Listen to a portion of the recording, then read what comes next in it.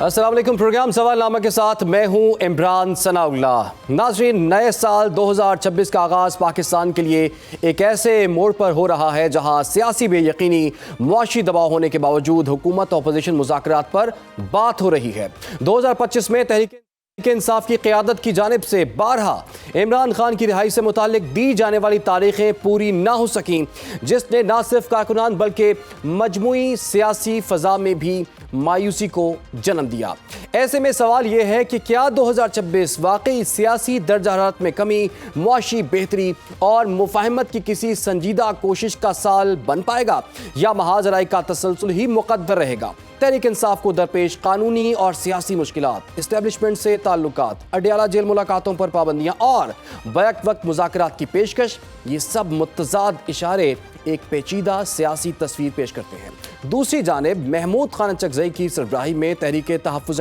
پاکستان اور پی ٹی آئی کی صوبائی قیادت کی ملکی موبلائزیشن ایک نئے سیاسی بیانیے اور ممکنہ اسٹریٹ موومنٹ کی تیاری کی جانب اشارہ کرتی ہیں، جس میں نوجوان قیادت خصوصاً وزیر اعلیٰ خیبر پختونخوا سہیل آفریدی کا کردار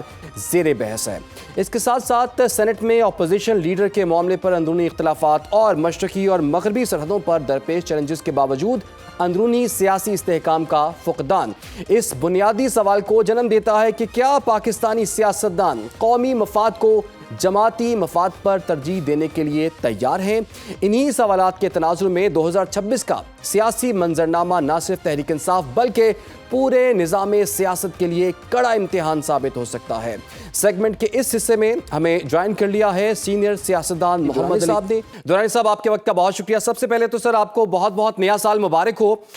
یہ عرض کیجیے گا 2025 پاکستان کی سیاست میں کیسا رہا اور 2026 میں ہم کیا امید کر سکتے ہیں؟ 2025 میں ایسا کیا ہوا جو آپ چاہیں گے 2026 میں نہ ہو، اور کیا ایسا ہو گیا جو آپ چاہیں گے 2026 میں نہ ہو؟ بسم اللہ الرحمن الرحیم۔ دیکھیں، ہر سال جو ہے وہ اپنی جسے کہتے ہیں اپنی ایک زندگی کے ساتھ آتا ہے، اس میں اچھی چیزیں بھی ہوتی ہیں۔ 2025 کے بعض پہلو ایسے ہیں جو کہ پاکستان کی تاریخ میں کبھی بھی نہیں بھلائے جا سکیں گے، اور 2025 کے سال نے جو پاکستان کو عزت دی ہے اور احترام دیا ہے اس خطے میں اور پوری دنیا کے اندر مارکہ حق کی شکل میں، کہ جس میں ہمیں اپنے پرانے ماضی کی محرومیاں اور دکھ جو تھے، بلکہ 71 سے لے کے اب تک کی جو ایک تذلیل اور ایک منفی رویوں کو ہم نے فیس کیا تھا، ان سب سے نجات پانے کے لیے ہماری قوم اور ہماری افواج نے ایک ایسا مارکہ پیش کیا دنیا کے سامنے کہ آج پاکستان کے ہر شہری جو ہے وہ کم از کم امید محسوس کرتا ہے اور اپنے آپ کو قابل احترام اور باعزت محسوس کرتا ہے۔ تو یہ تو ایک، میں سمجھتا ہوں کہ بہت عرصے بعد، نصف صدی کے بعد جو ہے ہمیں ایک بہت ہی مضبوط اچھی خبر ملی ہے۔ تو اس کو اور اس کے بعد جو دنیا کے اندر پاکستان کا مقام اور حیثیت بنی ہے، اس چیز نے بھی بہت زیادہ قوم کو بھی اعتماد دیا ہے اور ہمیں بھی اعتماد دیا ہے۔ اب اور یہ ایک آؤٹ کم بھی تھا ملک کی عام مڈل کلاس اور مڈل کلاس کی نمائندہ افواج کی کامیابی کا ایک بہت بڑا وہ تھا، ایونٹ تھا۔ اس کے علاوہ باقی جو معاملات ہیں پاکستان کے اندر، وہ یہ ہے کہ 25 کے اندر ہم اپنے اندر سیاسی طور پہ اگر دیکھیں تو ہم اپنی مفاہمت کے راستے نہیں کھول سکے، ہم سیاسی ٹکراؤ کو کم نہیں کر سکے، اپنی معیشت کو ہم حکومتی سطح پہ نہیں سنبھال سکے، اور عوام کی جو مزری ہے اور عوام کی جو غربت ہے اس میں ہم کسی قسم کی بہتری نہیں لا سکے، ہم اپنے کاشتکار کو اعتماد نہیں دے سکے۔ تو یہ وہ کمزوریاں ہیں جو آج ہم فیس کر رہے ہیں۔ لیکن میں جب اس کو اوور آل دیکھتا ہوں تو میں اس وقت 2025 کا ایک اور جو مختلف پہلو ہے وہ یہ ہے کہ پہلے ہماری معیشت کا دار و مدار جو ہے وہ حکومتی پالیسیز اور حکومتی جو فیصلے تھے ان پہ ڈپینڈنٹ ہوتا تھا، لیکن اس دفعہ جو ہے ایک نیا اکانومی کا ایک نیا انجن ہم نے کریٹ کرنے میں ہم کامیاب ہوئے ہیں، جو کہ پاکستان کی افواج کے تحت جو چلنے والی معیشت ہے، پاکستان کی دفاعی معیشت اور پاکستان کی جو دفاعی سروسز ہیں اور جی پاکستان کی جو دفاعی پروڈکٹس ہیں، ان کے لیے دنیا کے اندر ایک نیا ایونیو کھلا ہے، اور بالکل وہ اس وقت تو ابھی چونکہ بالکل آخر کی بات تھی تو اس لیے اس کے اوپر ابھی بہت زیادہ ڈیولپمنٹ تو نہیں ہوئی، لیکن میں سمجھتا ہوں کہ یہ ایک آگے بڑھنے کا ایک نیا وہ ہے، امکانات کا راستہ ہے، جس میں آپ ٹھیک ہے ڈیفنس سروسز بھی دے رہے ہیں، اور آپ کی جو اس وقت دنیا کی سب سے بڑی ٹریڈ کا ایک دنیا کی ٹریڈ میں ایک میجر جو پارٹ ہوتا ہے وہ ڈیفینیٹلی ڈیفنس کا ہوتا ہے، اور اس کی سروسز بھی ہیں، تو وہ ہم نے ایک نیا اچیو کیا ہے target with the backing of our performance بالکل in the war between India and Pakistan. تو بالکل یہ سر، ایک نیا دفاعی لحاظ پہلو سے ہے، تو لیکن ہمیں بہت کامیابی ملی ہیں، اور آپ کو پتہ ہے سعودی عرب کے ساتھ ہمارا دفاعی معاہدہ بھی ہوا ہے، دیگر ممالک کے ساتھ بھی ہماری بات چیت جو ہے وہ چل رہی ہے۔ اگر سیاسی طور پر سر دیکھا جائے تو عمران خان کی رہائی کے لیے 2025 میں بڑی تاریخیں جو ہے پی ٹی آئی والے جو دیتے رہے ہیں کہ نومبر میں رہا ہوں گے، دسمبر میں رہا ہوں گے، اب کچھ ہونے لگا ہے، کل کچھ ہونے لگا ہے، لیکن کچھ نہیں ہوا، ایون کہ 2025 کے آخر میں ملاقات بھی نہیں ہو سکی۔ تو 2026 جو ہے آپ کے خیال میں کیا عمران خان کی رہائی کا سال ہوگا یا پھر مزید سختیاں اور سزاؤں کا سال ہوگا؟ دیکھیں، یہ تو اصل میں یہ جو معاملات ہوتے ہیں سیاسی معاملات، اور اس میں اختیار تو ہوتا ہے حکومت کے پاس، کسی کو کسی سیاسی قیدی کو یا کسی اپوزیشن کے کسی بندے کو بند کر دے یا چھوڑ دے، یہ اختیار حکومت کے پاس ہے، اور حکومت جو ہے وہ اس وقت مجھے اس موڈ میں نہیں نظر آ رہی، کیونکہ وہ سمجھتی ہے کہ اگر عمران صاحب کے ساتھ ان کی ریکنسیلیشن کا ایک پروسیس شروع ہو جاتا ہے جو کہ ملک کے مفاد میں ہے، تو اس کے نتیجے میں وہ سمجھتے ہیں کہ جو اسٹیبلشمنٹ کو اور اپوزیشن کو انہوں نے باہمی ایک ٹکراؤ کی کیفیت میں رکھا ہوا ہے، وہ شاید کم ہو گیا، تو ان کی بقا اور ان کی ایگزسٹنس جو ہے، چونکہ وہ اپنے ہونے کے بارے میں اتنے کانفیڈنٹ نہیں ہے کہ وہ عوام کے ووٹوں سے منتخب ہوئے ہیں، تو یہ جو کمزور ایریا ہے ان کا، وہ انہیں اس چیز پہ مجبور کرتا ہے کہ وہ اپنے مخالفین کو جو ہے وہ مطلب اسکرین سے ہٹا کے رکھے، لیکن ایفیکٹ اس کا دوسرا ہو رہا ہے کہ وہ قید میں تو رکھ رہے ہیں لیکن پاپولیرٹی کو کنٹرول نہیں کر پا رہے، نیریٹیوز کو کنٹرول نہیں کر پا رہے، اور ہر وقت جو ہے وہ وہی چیزیں پبلک میں اسٹیبلش ہو جاتی ہیں جن کو اپوزیشن اسٹیبلش کرنا چاہتی ہے۔ تو میں یہ سمجھتا ہوں کہ اس وقت فوری طور پہ یہ کہنا کہ عمران خان صاحب رہا ہو جائیں گے یا نہیں ہوں گے، یہ تو ابھی ایک، کیونکہ عمران کا آبجیکٹو بھی نہیں ہے صرف رہائی۔ اگر عمران خان صاحب کو صرف رہائی چاہیے ہو، وہ تو بڑا آسان پروسیس ہے، آج جہاز کا ٹکٹ لیں اور باہر چلے جائیں، سب انہیں فیسیلیٹیٹ کر دیں گے ماضی کی طرح، لیکن یہ انہوں نے کرنا نہیں ہے۔ لہذا اس صورتحال میں جو مطلب جو صورتحال بن چکی ہے وہ یہ ڈیمانڈ کر رہی ہے کہ جو ملک کے جو ہمارے قائدین ہیں، سیاسی قائدین جی اور جو سینئر سیاستدان ہیں، جیسے مطلب میاں نواز شریف صاحب ہیں اور زرداری صاحب ہیں، اور جیسے اینڈ آف دا ایئر کے اندر دو ایسی ڈیولپمنٹس بھی ہوئی ہیں، بلکہ تین ہوئی ہیں۔ ایک تو یہ ہوئی ہے کہ جناب آپ نے کے پی کے چیف منسٹر نے لاہور کا دورہ کیا، اور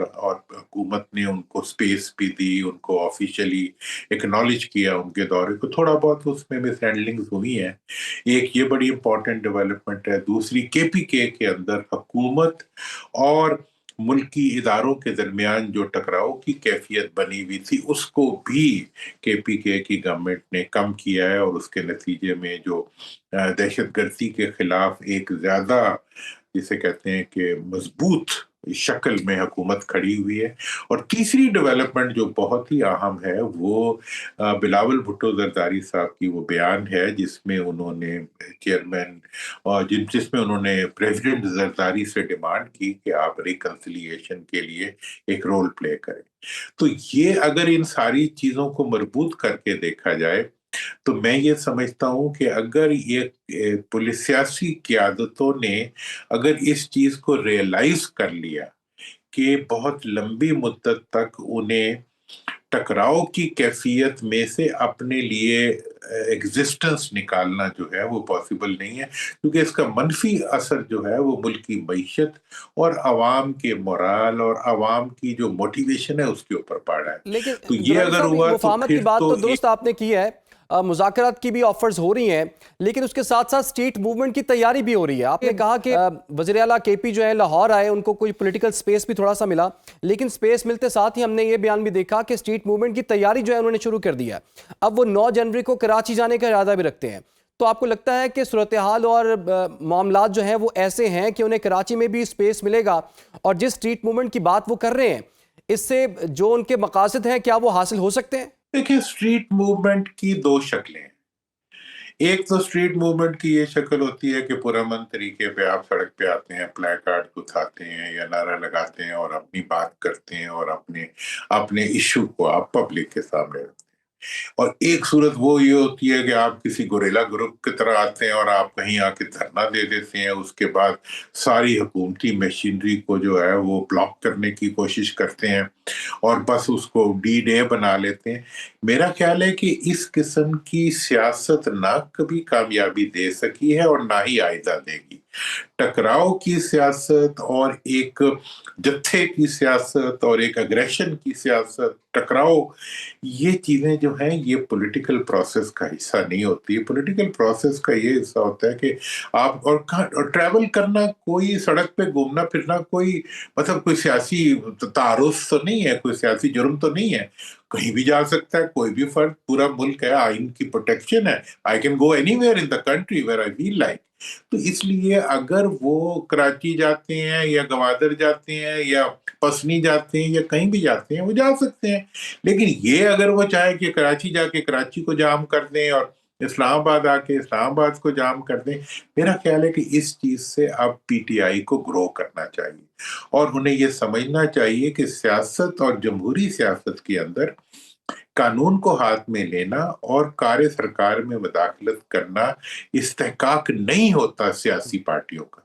تو مجھے نہیں لگتا کہ اگر وہ، اور غالباً لاہور کے اندر انہوں نے انہی لمٹس میں بیہیو کیا ہے جن لمٹس میں ان کو بیہیو کرنا چاہیے تھا۔ یہ جو چند اچھی باتیں بری باتیں ہو جانا، یہ تو پارٹیوں کے اندر بھی ہو جاتی ہیں۔ جب سے ہم نے آنکھ کھولی اب یہ تماشے دیکھ رہے ہیں کہ یہ بری بات کر دی کوئی ایسے، اور خواتین کے بارے میں بات کرنا تو ویسے ہی بہت برا ہوتا ہے، ایسی باتیں لیکن ہوتی نہیں ہیں۔ تو میں سمجھتا ہوں کہ ابھی کراچی جانا یا کہیں بھی جانا یہ کسی ٹکراؤ کی علامت نہیں ہے۔ ہاں، وہاں جا کے ان کا پلان کیا ہے، اسٹریٹ، ہاں جی اگر 8 فروری کو مظاہرے کرنے ضرور کریں، پورے ملک میں جو ہے پرامن طریقے پہ وہ نکلیں اور اپنی بات کر کے واپس چلے جائیں۔ لیکن یہ ہے کہ جی اگر ہم پورے ملک کو جام کر دیں گے، جام جوم کرنا جو ہے نا وہ پاکستان کی سیاست میں کبھی کسی کامیابی کا نتیجہ نہیں بنا۔ پاکستان کی سیاست میں وہی سیاسی گروہ یا پارٹیاں کامیاب رہتی ہیں جو حکومت کی آئینی حکومت کی قانونی حدود کو چھوڑتے ہوئے جو سپیس اویلیبل ہوتی ہے اس کے اندر اپنی مزاحمت کرتے ہیں اور اپنی گفتگو کرتے ہیں اور اپنی بات کرتے ہیں۔ سر، یہ تو سیاسی تحریک کی بات ہو گئی نا، اسٹریٹ موبلائزیشن کی بات ہو گئی، لیکن آپ یہ بتائیے کہ بغیر اسٹیبلشمنٹ سے تعلقات بہتر بنائے کیا یہ تمام مقاصد پی ٹی آئی حاصل کر سکتی ہے؟ ان کی سیاسی اور قانونی مشکلات آپ کے خیال میں کم ہو سکتی ہیں؟ دیکھیں، اسٹیبلشمنٹ کے بارے میں آپ کو یہ بتانا چاہتا ہوں کہ دیکھیں اس وقت جو ان کی مشکلات ہیں وہ تو حقیقت میں حکومت پیدا کر رہی ہے، لیکن ایک جو انہوں نے سی بی ایم کیا ہے کے پی کے اندر کہ اسٹیبلشمنٹ سے ریلیٹڈ وہ معاملات جن کے اندر حکومت کا تعاون اویلیبل ہونا چاہیے اسٹیبلشمنٹ کو، اس کے اندر زبانی یا بعض عملی رکاوٹیں جو پیدا کی جا رہی تھیں وہ اب نئے سی ایم نے بالکل ختم کر دی ہیں، اور وہ بہت زیادہ کوآپریٹ کر رہے ہیں ملکی اداروں کے ساتھ ان ایشوز کے اوپر جو ایشو نیشنل سیکیورٹی سے ریلیٹڈ ہے۔ میرا خیال ہے کہ یہ جو ان کی سی بی ایم ہے، یہ اگر اسی طرح جاری رہی اور انہوں نے کوئی اور ایریٹک ایکٹ نہ کیا تو اس کے نتیجے میں جو بہت زیادہ سٹریسز ڈیولپ ہو گئی ہوئی ہیں پی ٹی آئی اور اسٹیبلشمنٹ کے درمیان، وہ بھی ختم ہوں گی۔ اور ایک اور ڈیولپمنٹ جو بڑی امپورٹنٹ ہے وہ قومی اسمبلی کے اندر جو اپوزیشن لیڈر کے لیے محمود خان صاحب کا نام انہوں نے جی پیش کیا پی ٹی آئی نے، اور اب ہماری اطلاعات کے مطابق میاں نواز شریف صاحب نے اس معاملے میں اسپیکر کو یہ ہدایت کی ہے کہ ان کو مقرر کر دیا جائے، کیونکہ محمود خان صاحب کے ہمیشہ سے میاں صاحب سے ایک بڑے قریبی تعلقات بھی رہے ہیں۔ تو میں سمجھتا ہوں کہ یہ دونوں طرف سے اسٹیبلشمنٹ ورسز پی ٹی آئی اور گورنمنٹ پارٹیز ورسز پی ٹی آئی جو ہے وہ ایک کانفیڈنس بلڈنگ میئرز جو ہو رہی ہیں، ان کے نتیجے میں ٹیمپریچرز کو ڈاؤن آنا چاہیے۔ اور اگر صحیح۔ زرداری صاحب نے کے پی کے اندر کوئی آؤٹ آف باکس انیشیٹو لے لیا گورنر کی اپوائنٹمنٹ سے ریلیٹڈ یا پی ٹی آئی کو اس میں اکوموڈیٹ کرنے سے متعلق، تو میں سمجھتا ہوں کہ یہ اتنی بڑی بڑی مووز ہو جائیں گی کہ اس سے ملک کا بڑا فائدہ ہو جائے گا۔ اور یہ پارٹیاں جو اس وقت ڈیگر ڈرون بیٹھی ہوئی ہیں اور ایک دوسرے کی آنکھوں میں آنکھیں ڈال کے جو ہے، ایک نے اپنے پیچھے پولیس کھڑی کی ہوئی ہے، دوسرے نے اپنے پیچھے عوام کھڑی کی ہوئی ہے، تو یہ جو پولیس کے زور پہ کھڑی ہوئی پارٹیاں ہیں، یہ عوام کے ساتھ مل جل کے ان کا بھی فائدہ ہو جائے گا، ان کا بھی فائدہ ہوگا کہ ان کو سپیس ملے گے، اور سب سے بڑا فائدہ اس سے ملک کا ہوگا، اور ملک کی جو اسٹیبلشمنٹ ہے اس کا ہوگا کہ ملک میں جب امن ہوتا ہے، ملک میں جب سیاسی نسبتاً کم جی ٹکراؤ ہوتا ہے، تو اس سے ملک کی معیشت پہ مثبت اثرات مرتب ہوتے ہیں، کیونکہ اس وقت ہماری معیشت جو ہے وہ بہت چیلنجنگ جسے کہتے ہیں سچویشن سے گزر رہی ہے، اور حکومت گڈ گورننس دینے میں کافی حد تک ناکام ہو رہی ہے، اور اس کو امپروو کرنے کے لیے اس کو یقینی طور پہ سوسائٹی میں موجود سٹریسز کو ریموو کرنا ہوگا، اور جو ریسورسز ہیں نیشنل ریسورسز ان کو عوام تک پہنچانے کے راستے بنائیں۔ تو سر 2025 میں تو آپ نے ایک ایفرٹ کی تھی معاملات کو بہتر کرنے کے لیے، مذاکرات کی راہ ہموار کرنے کے لیے، سیاسی درجہ حرارت کم کرنے کے لیے۔ 2026 میں کوئی ارادہ ہے آپ کا؟ اس پہ بھی روشنی ڈالیے گا۔ 2026 کا جو اس وقت، میں تو آپ کو پتہ ہے ہمارا تو کام ہی یہی ہوتا ہے کہ یہی کچھ کرتے رہیں، اور میں کبھی بھی باہر پرومیننٹلی آ کے یا مطلب میڈیا اس کے اندر اسپاٹ لائٹ کے اندر میں کچھ کرنے کی کوشش نہیں کرتا، لیکن میں تو سب سے پہلے تو میں دعا کرتا ہوں اپنے ملک کے لیے اور اپنے ملک کی عوام کے لیے اور قیادت کے لیے کہ اللہ تعالیٰ ان کے دلوں میں نرمی پیدا کرے، جی ان کو ایک دوسرے کی برداشت کا حوصلہ دے، اور ان کو اس چیز کا ادراک دے کہ یہ ملک جو ہے یہ سب کا ہے، اور آج تک اس ملک میں کسی سیاستدان کو طاقت سے ایلیمینیٹ دنیا میں کبھی نہیں ایلیمینیٹ کیا جا سکا، اور کون رہے گا اور کون نہیں رہے گا اس کا فیصلہ عوام نے کرنا ہوتا ہے، بالکل سر، اور ایک بڑا جب یہ اہم فیصلے نکتہ سر آپ نے اٹھایا ہے، اور آپ نے سب سے اچھی بات کی ہے، یہ ملک جو ہم سب کا ہے، اس ملک کو آگے بڑھنا ہے تو ہم سب نے اس میں ایفرٹ پٹ ان کرنی ہے۔ تمام سیاسی جماعتیں جب مل بیٹھیں گی تو واقعی اس ملک کی بہتری ہوگی، اور جب سیاسی استحکام آئے گا تو ملک بھی استحکام کی جانب جو ہے وہ گامزن ہوگا، اور بہت سی اچیومنٹس ہمیں دیکھنے کو ملیں گی۔ بہت بہت شکریہ آپ کا محمد علی درانی صاحب، آپ نے ہمیں وقت دیا۔ فی الحال ایک چھوٹی سی بریک، آپ لوگ ہمارے ساتھ رہے۔ Welcome back. نئے سال کی آمد کے ساتھ کیا واقعی سیاسی منظرنامے میں کوئی ٹھوس تبدیلی دکھائی دے رہی ہے؟ کیا حکومت اور اپوزیشن کے درمیان سیاسی ڈائیلاگ محض بیانات تک محدود رہے گا، یا عملی اور معنی خیز پیش رفت کی صورت اختیار کر سکے گا؟ اسی کے ساتھ ہم بات کریں گے تحریک انصاف کی متحرک حکمت عملی پر۔ سہیل آفریدی کا اگلا سٹاپ ہے جی کراچی۔ اب بڑا سوال یہ ہے کہ کیا وزیر اعلیٰ خیبر پختونخوا اور پی ٹی آئی کی قیادت کراچی کی عوام کو متحرک کرنے میں کامیاب ہو پائے گی، یا یہ کوشش بھی محض سیاسی دباؤ تک محدود رہے گی؟ پروگرام کے سیگمنٹ کے لیے ہمیں جوائن کر لیا ہے سینئر تجزیہ کار نصر اللہ ملک صاحب نے۔ نصر اللہ ملک صاحب، آپ کے وقت کا بہت شکریہ۔ نصر اللہ ملک صاحب، 2025 میں مذاکرات، سیاسی ڈائیلاگ یہ سن کے کان پک گئے سر۔ 2026 میں آپ کو کوئی امکانات نظر آ رہے ہیں؟ اور اگر یہ مذاکرات ہو جاتے ہیں تو اس کی کامیابی کے کتنے % چانسز ہیں؟ شکریہ۔ دیکھیں، مجھے لگتا یہ ہے کہ اگر مذاکرات ہو بھی گئے تو کوئی اتنا نتیجہ خیز ہوتے ہوئے دکھائی نہیں دیتے ہیں۔ اس کے لیے اگر اس کو نتیجہ خیز بنانا ہے تو تحریک انصاف کی جو لیڈرشپ ہے اس کو سیاسی فیصلے کرنے ہوں گے۔ اگر وہ سیاسی فیصلے نہ کر پائی تو ان کے لیے جیسے 2025 کا سال مشکلات کا سال تھا، ایسا ہی سال ان کے لیے 2026 میں بھی ہوگا، کیونکہ وہ اس وقت جو لڑائی لڑ رہے ہیں وہ اسٹیبلشمنٹ کے ساتھ لڑائی لڑنا چاہتے ہیں۔ وہ چاہتے یہ ہیں کہ ایک طرف لڑائی بھی ہوتی رہے، ایک طرف وہ الزام تراشی بھی کرتے رہیں، وہ للکارتے بھی رہیں، اور دوسری طرف مذاکرات جو ہے وہ بھی کسی نتیجہ پہ جا کر پہنچ جائیں۔ اب یہ دونوں کام اکٹھے ہو نہیں سکتے۔ پھر دوسرا مسئلہ عمران خان صاحب کا ایک اور ہے، وہ چاہتے ہیں کہ جناب جو بھی بات چیت ہو یا جو ریلیف ان کو ملے، اس کے بعد وہ اپنے بیانیے سے، اپنے موقف سے پیچھے ہٹتے ہوئے عوام کو دکھائی نہ دیں۔ یعنی وہ یہ تاثر دینے میں کامیاب رہیں کہ اسٹیبلشمنٹ کو انہوں نے شکست دے دی، مجبوراً اسٹیبلشمنٹ کو انہیں جناب بنی گالا شفٹ کرنا پڑ گیا، اور اس کے بعد جو ہے وہ معاملات سیٹل ڈاؤن ہو جائیں۔ تو یہ وہ ایسی چیز ہے کہ جس میں سمجھتا ہوں کہ 9 مئی کے واقعات کے بعد اور 26 نومبر کے واقعات کے بعد پاکستان تحریک انصاف کو ان صورتحال سے پیچھے ہٹنا پڑے گا۔ اسے اپنے اس بیانیے کو جو وہ بنا کے بیٹھے ہیں کہ وہ اینٹی اسٹیبلشمنٹ ہیں اور اسٹیبلشمنٹ کو شکست دینا چاہتے ہیں، اس سے پیچھے ہٹنا پڑے گا۔ اگر اس سے وہ پیچھے نہیں ہٹتے تو بظاہر جو گراؤنڈ ریئلٹیز ہیں وہ یہ ہیں کہ تحریک انصاف کا نہ کوئی احتجاج آپ کو کامیاب ہوتا نظر آتا ہے، نہ ہی آپ کو کوئی حکومت کے اوپر دباؤ نظر آتا ہے، اور نہ ہی اسٹیبلشمنٹ حکومت کے پی ٹی آئی کے ساتھ کوئی بات چیت کرتی ہوئی نظر آتی ہے۔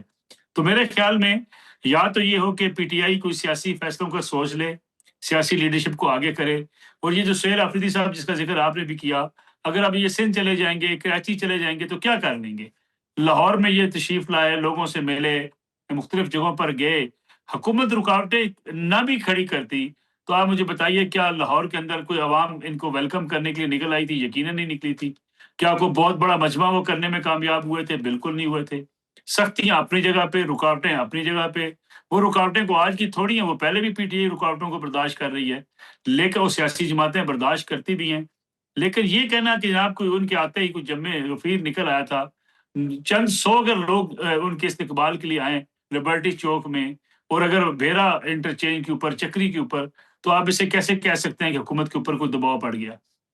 تو ملک صاحب، اگر اسٹریٹ موومنٹ کی بات ہو رہی ہے، اور جیسے کہ وزیر اعلیٰ کے پی سہیل آفریدی جب لاہور آئے ہیں تو اس کا ایک فائدہ تو یہ بھی بتایا جا رہا ہے کہ جو لاہور کے کارکنان ہیں، رہنما ہیں، ان کے لیے پولیٹیکل سپیس جو ہے انہوں نے کسی حد تک حاصل کر لی ہے۔ کیا کراچی جانے کا مقصد بھی یہی ہے؟ اور اگر یہ پولیٹیکل سپیس پی ٹی آئی کو مل جاتی ہے، اور آپ کو جیسے کہ ان کا دعویٰ بھی ہے کہ ہمارے ساتھ بڑے لوگ ہیں، نوجوان ہمارے ساتھ ہیں، تو کیا اس پولیٹیکل سپیس میں نوجوان متحرک ہو سکتے ہیں؟ اور کیا پھر حکومت کے خلاف کوئی دباؤ بڑھ سکتا ہے مذاکرات کے لیے؟ دیکھیں، حلیم عادل شیخ صاحب ان کے صوبائی صدر ہیں، وہ ہر دوسرے دن کوئی نہ کوئی احتجاجی مظاہرہ بھی کر رہے ہوتے ہیں، سڑکوں پر بھی نکل آتے ہیں، نعرے بھی لگاتے ہیں، اسٹریٹ ٹو اسٹریٹ موومنٹ بھی وہ چلا لیتے ہیں۔ مجھے بتائیے اس کے نتیجے میں کیا فائدہ ہوا پی ٹی آئی کو؟ پی ٹی آئی ایک بڑا عوامی دباؤ ڈالنے میں ناکام رہی ہے، اور پی ٹی آئی نے جو چیلنج کیا ہمیشہ سے ایک انتہا پسندانہ موقف اختیار کرتے ہوئے کہ جب وہ راولپنڈی اسلام آباد کی طرف آئیں گے تو عمران خان صاحب کو جیل سے باہر نکلوا کر واپس جائیں گے، یہ تو کسی صورت بھی کبھی ہو نہیں سکا۔ نہ وہ اس میں کامیاب ہوئے، نہ حکومت کو گھٹنے ٹیکنے پر انہوں نے مجبور کیا، اور نہ ایسا ہوتا ہوا دکھائی دیتا ہے۔ اگر کراچی میں بھی وہ چلے جاتے ہیں تو وہ جو پہلے پی ٹی آئی روزانہ مظاہرے کرتی ہے، ایسے 4 مظاہرے اور کر لے گی تو کیا اس سے فرق پڑے گا؟ سندھ حکومت کے اوپر کیا فرق پڑے گا؟ وفاق کے اوپر کیا فرق پڑے گا؟ مسئلہ ایک ہی ہے، وہ عمران خان صاحب ہو یا پاکستان تحریک انصاف ہو، ان کو اس بات کا انتخاب کرنا پڑے گا کہ اسٹیبلشمنٹ کے ساتھ جو وہ لڑائی لڑ رہے ہیں اس میں وہ آج تک تو جیت نہیں سکے، آنے والے دنوں میں جیتنے کے بھی امکانات کوئی نہیں ہیں۔ اور اگر کہیں مذاکرات کرنے کی یا کوئی مذاکرات کی کوئی حامی بھر لیتا ہے، یا اسٹیبلشمنٹ کوئی ایسا جو ہے وہ راستہ نکال لیتی ہے ان کے لیے کہ ٹھیک ہے مذاکرات کر لیجئے، تو اس کے نتیجے میں وہ کوئی ریلیف لے کر جو ہے اپنے آپ کو سیاسی میدان میں جو ہے وہ کم از کم ایکٹیو کر لیں، تو یہی ان کی بہادری ہوگی، جو بظاہر اس وقت تو نظر نہیں آتا ہے۔ اچھا تو ملک صاحب، علی بن گنڈا پور کو جب سیٹ سے ہٹایا گیا اور اس کے بعد کہا گیا نوجوان قیادت آ رہی ہے، سہیل آفریدی کو لے کر آئے، انہوں نے کہا کہ میں عشق عمران میں مرنا بھی چاہتا ہوں، پھر انہوں نے کہا کہ میں احتجاجی سیاست کا میں چیمپئن بھی ہوں، تو علی امین نے ایسا کیا نہیں کیا جو کہ سہیل آفریدی کر رہے ہیں یا پھر کرنے جا رہے ہیں؟ میرے خیال میں علی امین گنڈا پور صاحب اس سے زیادہ للکارا کرتے تھے. وہ یہ کہا کرتے تھے ہم اسلام آباد آئیں گے جناب، ہمارے پیچھے جنازے پڑھ دیجیے گا. اس سے زیادہ حکومت کے خلاف تقاریر کرتے تھے. لیکن ساتھ ساتھ جو مذاکرات جاری تھے اس کا بھی وہ حصہ تھے، اور وہ کوشش کر رہے تھے کہ عمران خان صاحب کو کسی طریقے سے جیل سے وہ نکالنے میں کامیاب ہو جائیں. اب سوال یہ پیدا ہوتا ہے کہ کیا سہیل آفریدی صاحب کو وہ سپیس ملے گی جو سپیس علی امین گنڈا پور صاحب کے ساتھ تھی، کہ وہ اسلام آباد آ بھی گئے، خیبر پختونخوا ہاؤس بھی پہنچ گئے، اس کے بعد بخیر و عافیت واپس جو ہے وہ 12 اضلاع سے ہوتے ہوئے پشاور بھی پہنچ گئے. سہیل آفریدی صاحب کو تو ایسی سپیس نہیں ملے گی، اور سہیل آفریدی صاحب کو ان سے بڑا مجمع لانے میں بھی کامیاب نہیں ہو سکتے. جس طریقے سے وہ اس وقت کرینز لے کر آ گئے تھے، وہ رکاوٹیں ہٹانے کے لیے سرکاری مشین لے کر آ گئے تھے، ایسی مشینری لانے کی سہیل آفریدی صاحب کو اجازت بھی نہیں ملے گی. تو میں نہیں سمجھتا کہ سہیل آفریدی صاحب کو اس سے بڑا جو ہے وہ مارکا سر انجام دے لیں گے. راستہ وہی تھا کہ جس کے علی امین گنڈا پور صاحب چل رہے تھے. پہلے بیرسٹر سیف صاحب یہ ذمہ داری لے کے بیٹھے ہوئے تھے کہ وہ اسٹیبلشمنٹ کو راضی کر لیں گے اور عمران خان صاحب کے لیے کوئی ریلیف لے لیں گے. پھر علی امین گنڈا پور صاحب اس کوشش میں لگے رہے، پھر اس کے بعد اعظم سواتی صاحب اس کام میں لگے رہے، بیرسٹر گور صاحب یہ کوششیں کرتے رہے. سوال یہ ہے کہ ان ساری کوششوں کا نتیجہ تو آج کے دن تک پاکستان تحریک انصاف کو نہیں ملا. اب اگر احتجاجی سیاست کوئی وہ اپنا مطمع نظر بنا لیتے ہیں تو کامیاب کیسے ہوں گے؟ دوسرا مسئلہ ہوگا سہیل آفریدی صاحب کے لیے. ایک طرف چونکہ مذاکرات کی بات کی جا رہی ہے، راجہ ناصر عباس صاحب اور محمود خان اچکزئی مذاکرات کی بات کر رہے ہیں، تو دوسری طرف جو ہے علیمہ خان صاحب احتجاج کی بات کر رہی ہیں. اب علیمہ خان صاحب کی جو لائن ہے اس کو جو ہے وہ فالو کر رہے ہیں سہیل آفریدی صاحب. پارٹی کی سینئر لیڈرشپ مذاکرات کی حامی ہے. ان حالات میں پی ٹی آئی خود کنفیوز ہے. جب پی ٹی آئی خود کنفیوز ہے تو پھر اپنا سیاسی راستہ کیسے نکالے گی؟ یہ سمجھنے سے کم از کم میں سمجھتا ہوں ہم قاصر ہیں، کیونکہ پاکستان کی سیاست میں اگر دیکھا جائے اور اس اسٹیبلشمنٹ کے ساتھ جس کے ساتھ مل کر آپ اقتدار کی سیڑھیاں چڑھ کر آئے ہوں، اگر وہ اسٹیبلشمنٹ آپ سے اگر راستے جدا کر لیتی ہے تو اس کے بعد پھر آپ کے پاس بچتا کیا ہے کہ آپ کیسے اسٹریٹ موومنٹ کے ذریعے اس اسٹیبلشمنٹ کو ہرا لیں گے. سر تو آخر میں اگر کوئکلی میں سر آپ سے پوچھ پاؤں، 2026 میں پھر آپ کچھ سیاسی استحکام ملک میں دیکھ رہے ہیں یا پھر انتشار بڑھتا ہوا دیکھ رہے ہیں؟ دیکھیں مجھے لگتا یہ ہے کہ یہ سیاسی استحکام یا انتشار جو ہے وہ محض ٹی وی چینلز پر یا ہماری گفتگو کا حصہ ہوتا ہے. حکومت کو اتنے کوئی بڑے مسائل ہیں نہیں. حکومت کو بڑا مسئلہ ان کی گورننس کا ہے، حکومت کو بڑا مسئلہ معیشت کی بحالی کا ہے، حکومت کو بڑا مسئلہ بیرونی سرمایہ کاری کا ہے، حکومت کو بڑا مسئلہ جو ہے وہ اندرونی سرمایہ کاروں کو جو ہے ان کا اعتماد لینے کا ہے. حکومت کے لیے کوئی بڑا چیلنج اپوزیشن اس وقت موجود نہیں ہے، اس لیے کوئی سیاسی اضطراب ایسا تو مجھے ہوتا ہوا دکھائی دیتا نہیں ہے. نہ ہی مجھے لگتا یہ ہے کہ کوئی پی ٹی آئی کو ایسے بڑی تحریک احتجاجی تحریک شروع کر لے گی جس کے نتیجے میں حکومت کے لیے مشکلات پیدا ہوں گی. یہ اسی صورت ہو سکتا ہے جب تحریک انصاف جو ہے وہ اسٹیبلشمنٹ کو ٹارگٹ کرنے کی بجائے حکومت کے ساتھ اس کو ٹارگٹ کرے. تحریک انصاف اپنے پولیٹیکل موومنٹ کو ٹھیک کرے، اپنی ڈائریکشن ٹھیک کرے، اپنی پارٹی کے اندر اتحاد پیدا کرے. اور دوسرا یہ ہے کہ جو تحریک انصاف اپنے جلسوں کو کم از کم یہ باور کرا دے کہ اس بار ہم احتجاج کریں گے تو اس سے پہلے وہ بیان بازی نہیں کریں گے جو اس کے راستے میں رکاوٹ بن جاتی ہے. اب دیکھیں سہیل آفریدی صاحب یہ اگر یہ بات کہیں کہ ہم اسلام آباد سے اٹھ کر تب آئیں گے جب تک خان صاحب رہا نہیں ہوں گے، اور یہ کہیں کہ جناب اس بار ہم جو ہے اس قسم کے لوگ لے کر جائیں گے، لشکر لے کر جائیں گے، تو پھر اس قسم کی چڑھائی کرنے کی مجھے لگتا ہے اب تو آپ کو اجازت نہیں ملے گی. تو پھر ہوگا کیا؟ تحریک انصاف پرامن جلسوں کی طرف جائے اور یہ باور کرائے حکومت کو کہ اگر ہم احتجاج کریں گے اس میں کوئی اس قسم کی اس سے پہلے معاذ رائے کی کیفیت نہیں ہوگی، تو پھر تحریک انصاف آہستہ آہستہ اپنے قدم آگے بڑھا سکتی ہے. ٹھیک ہے، آپ کے خیال میں سیاسی فیصلے کرنا ہوں گے، سیاسی تحریک انصاف کی سیاسی قیادت آگے آئے گی تو ہی مسائل حل ہوں گے. بہت شکریہ آپ کا نصر اللہ ملک صاحب، آپ نے ہمیں وقت دیا. فی الحال ایک چھوٹی سی بریک، آپ لوگ ہمارے ساتھ پروگرام میں ایک مرتبہ پھر سے آپ کو خوش آمدید کہتے ہیں. ناظرین، centre for research and security studies CRSS کی سالانہ رپورٹ نے پاکستان کی سیکیورٹی پالیسی پر ایک سنجیدہ بحث چھیڑ دی ہے.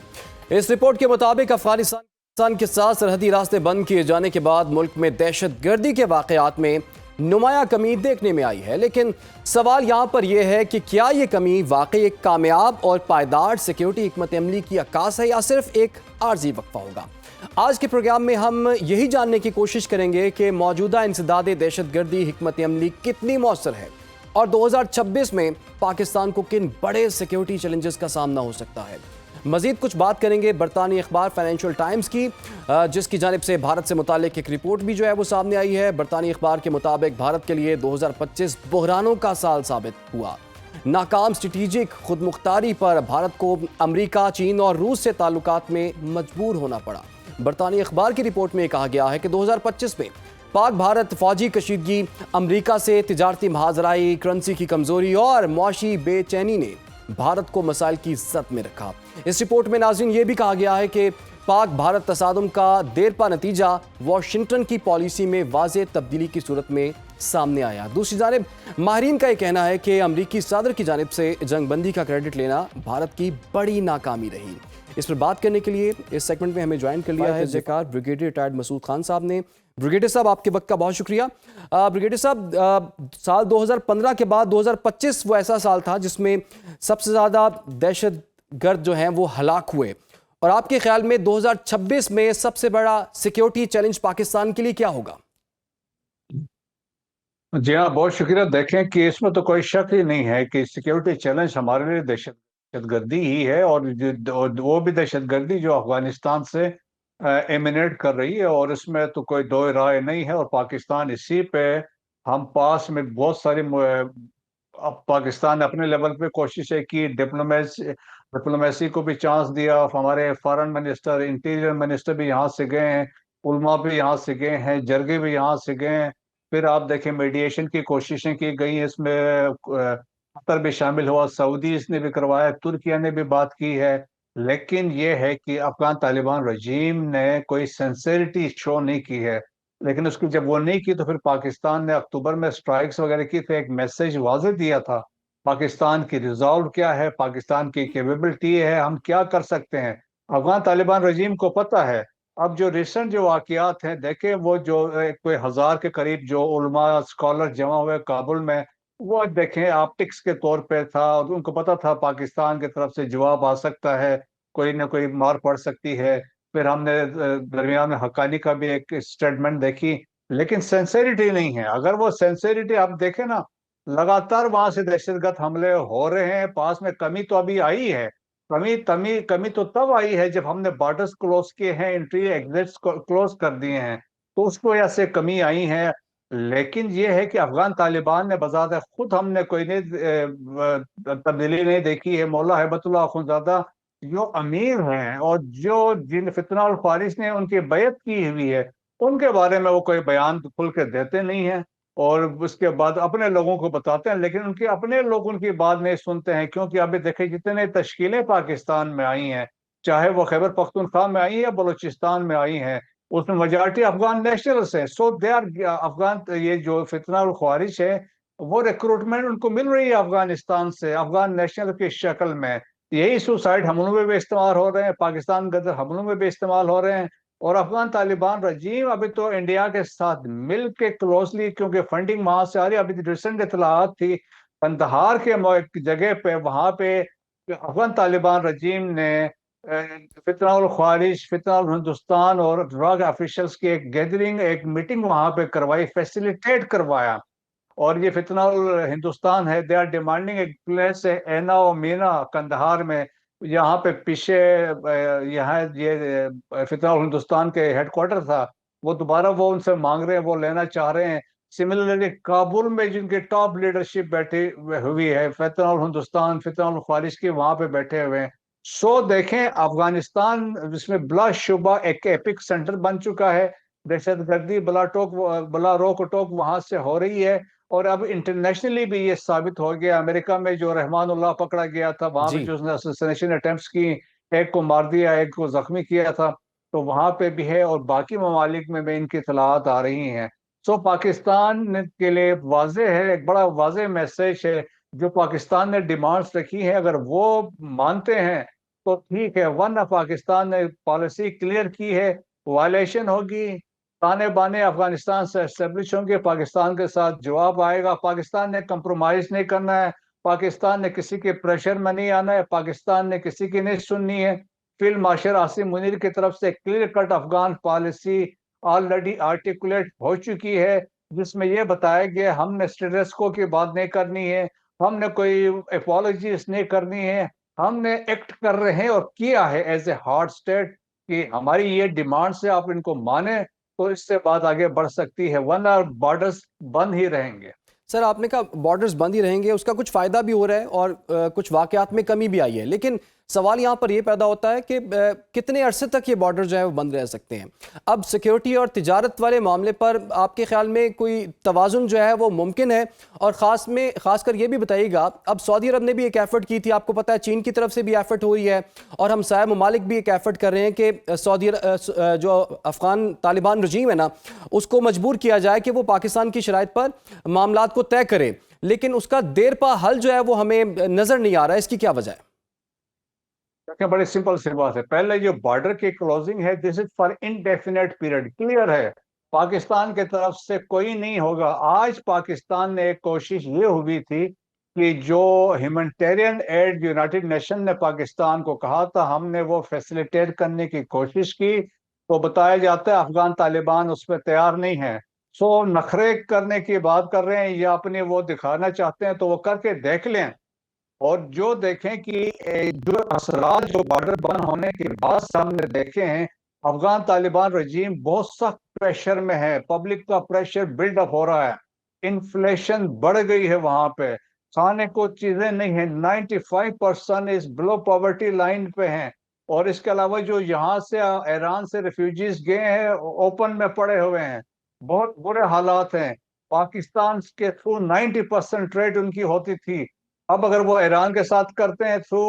تو اس میں بہت ٹائم لگے گا، سینٹرل ایشیا کے تھرو کرتے ہیں تو اس میں بہت ٹائم لگے گا، سو نقصانات ان کے ہوں گے، اور پبلک جو پریشر بلڈ ہو رہا ہے تو وہ کسی وقت بھی پھٹ سکتا ہے۔ سو پاکستان کے لیے دیکھیں بڑے سمپل سے ہم نے کہا کہ بھائی یہ ہمارے ڈیمانڈ سے آپ کر لیں، اور نہ کریں گے تو پاکستان نے ان کو یہ بھی واضح طور پہ کہا کہ ہم کیا کچھ کر سکتے ہیں۔ ہم نے تو ایک جھلک دکھائی تھی انڈیا کو، دیکھیں انڈیا کے ساتھ ایک جھلک تھی، وہ بھی ہماری 5% بھی ہم نے اپنی کیپیبلٹی شو نہیں کی ہے۔ افغانستان میں جو ہم نے سٹرائکس کی شروع میں پکتیکا میں اور خوست میں، اس کے بعد کابل اور قندھار میں، تو پاکستان کی انٹیلیجنس اتنی اسٹرانگ ہے، ہمیں پتہ ہے کون کہاں پہ رہتا ہے، سو اکارڈنگلی وہاں پہ چیزیں ہو سکتی ہیں۔ انٹرنیشنل کمیونٹی ہمارے ساتھ کھڑی ہے، کیونکہ دیکھیں کہ افغان طالبان کے ابھی ریسنٹ جو دنیا بھر سے اطلاعات آ رہی ہیں، دنیا میں ایسے 41 ممالک ہیں جنہوں نے کہا ہے کہ ان کے ملکوں میں افغان دہشت گردوں کے سلیپر سیلز موجود ہیں جی جن کے کانٹیکٹس ہیں بیک ان افغانستان میں، that is one thing. Second, 92 threat alerts ایک سال میں یورپین یونین نے جاری کیے ہیں Afghan radicalise cases in European union کے ایریاز میں۔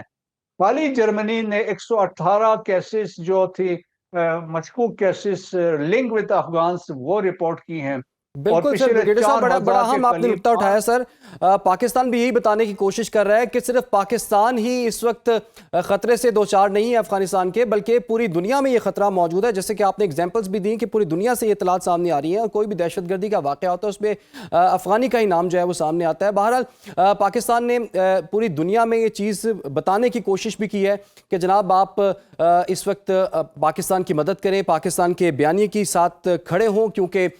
ہم نے یہ دیکھا ہے کہ $7.2 بلین کا جو اسلحہ ہے وہ افغانستان میں امریکہ چھوڑ کے چلے گیا تھا، اور پاکستان میں جو کارروائیاں ہوئی ہیں اس میں زیادہ تر اسلحہ جو ہے وہی استعمال ہوا۔ فی الحال کے لیے سر بہت بہت شکریہ آپ کا، بریگیڈیئر مسعود احمد خان صاحب، آپ نے پروگرام کا وقت بھی ختم ہوا چاہتا ہے، اجازت دیجیے، اللہ حافظ۔